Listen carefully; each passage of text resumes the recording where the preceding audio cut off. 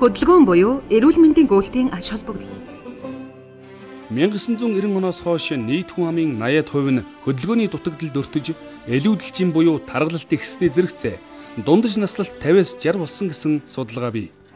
Хөдөлгөөний дутагдлаас үүдэлтэйгээр хүний дархлаа сулран өвчлөмтгий болдог. Бие чирэгжүүлэх, элдв өвчнөөс урьдчилан сэргийлэх, эрүүлжих хамгийн энгийн арга бол гүйх юм.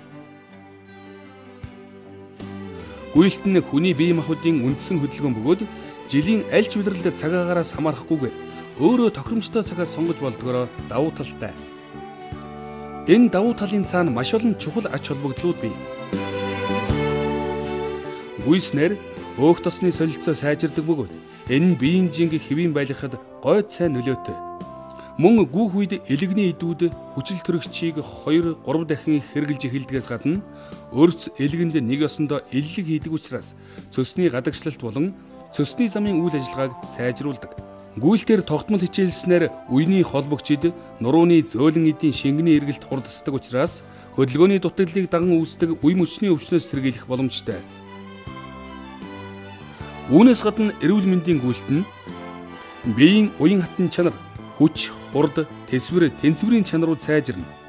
Зүрхний үйл ажиллагаа цусны эргэлтийг сайжруулж, цусны даралтыг багасгана. Ясны сэргэжилтээс урьдчилан сэргийлж, булчинг чангална. Биеийн хүч, энерги нэмэгдэн, нойр хэвийн болж сайн унтдаг болно. Сэтгэл зовних байдлыг бууруулж, сэтгэл санааг сэргээнэ. Хоол боловсруулах үйл ажиллагаа сайжирна. Мөн дархлаа сайжирч, биеийн эсэргүүцэл нэмэгдэнэ. Чирэгжүүлэх гүйлт нь мөн залуужуулах нөлөөтэй байдаг. Чирэгжүүлэх гүйлтээр хичээлдэг 60-аас 69 насны хүмүүсийн ажлын чадвар гүйлтээр хичээлдэггүй суугаа ажил эрхэлдэг 40-оос 49 настай хүмүүсийнхээс хэд дахин илүү болохыг судлаачид тогтоожээ. Өөрөөр хэлбэл идэвхтэй, хөдөлгөөнтэй, байнга гүйдэг ахмадуудын ажиллах чадвар өөрөөсөө 20 дүү хүмүүсийнхээс илүү байна гэсэн үг. Ийхүү зөвхөн ажиллах төдийгүй сэтгэх чадварт гүйлт ихээхэн нөлөөлдөг юм.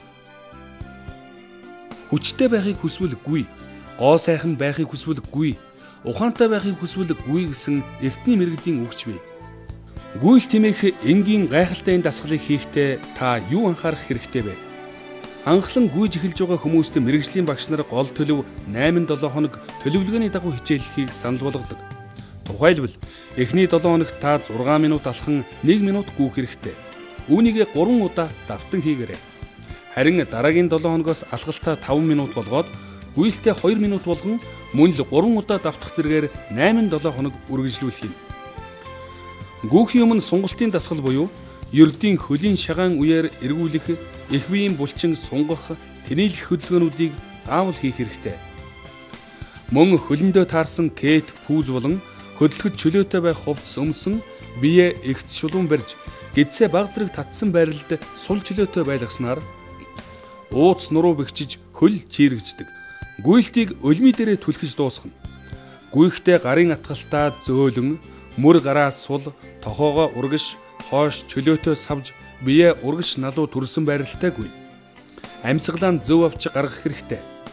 Гүйлтээ эхлэхдээ аажмаар алхмаа уртсгаж үсрэхгүйгээр гүйн. Гүйлтээ алхалттай хослуулна. Өөрөөр хэлбэл алхалтыг төвөггүй, хурдан хийдэг болсон үедээ гүйж эхлэх хэрэгтэй. Алхах зайгаан багасгаснаар байнга гүйдэг болгоно. Гүйх хурд тогтмол байх шаардлагатай бөгөөд өөртөө тохирсон хурдаар гүйх хэрэгтэй юм. Гүйлтийг дуусгахдаа гинт зогсож болохгүй. Гүйлтээс алхалтад шилжиж, дасгалаар дуусгах хэрэгтэй. Алхалт эхлэхээс 20 минутын өмнө нэг аяга ус ууж болох юм. Алхалтын дараа чихэрлэг болон эсгэлэн ундааг аль болох хэрэглэхгүй байх нь зүйтэй. Үр дүнгийн богино хугацаанд мэдэрч эрүүл чирэг залуу байх хамгийн гайхалтай энгийн зүйл бол гүйх юм. Хүн хөгшөрч биш хөшиж өгдөг гэдэг үг бий. Хөдөлгөөнийг эрхэмлэн эрүүл сарвал аз жаргалтай амьдралын төлөө гүйлтийг амьдралдаа хэвшүүлцгээе.